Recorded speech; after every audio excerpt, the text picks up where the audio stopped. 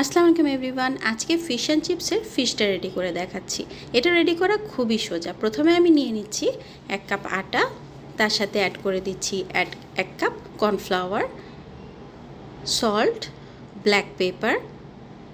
আর এটা একটা লিকুইড একটা টেক্সচার রেডি করতে হবে, তো সেটার জন্য আমার লাগবে স্প্রাইটটা দিয়ে খুব ভালো মতো মিশিয়ে নিচ্ছি।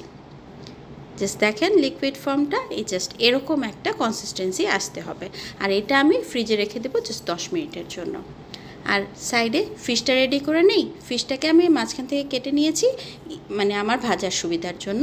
প্রথমেই আমি একটু লেবুর রস দিয়ে দিলাম ফিশের উপরে। আর সাইডে এটা নিয়েছি কিন্তু আমি চালের গুঁড়া, সল্ট দিয়ে মিক্সড করে নিলাম। এখন ফিশটাকে এটার উপরে ডিপ করে নিচ্ছি, চালের গুঁড়ার উপরে প্রথমে খুব ভালো মতো ডিপ করে নেব।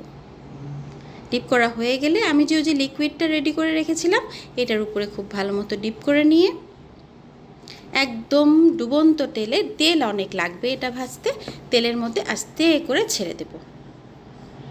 খুব ভালো করে গোল্ডেন ব্রাউন করে এপিট ওপিট ভেজে আমি তুলে নিব।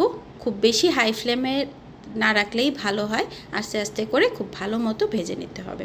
এই যে দেখেন আমার ফিশটা কিন্তু একদম রেডি, ক্রাঞ্চি টেস্টি। কেমন লাগলো থ্যাংক ইউ জানাবেন।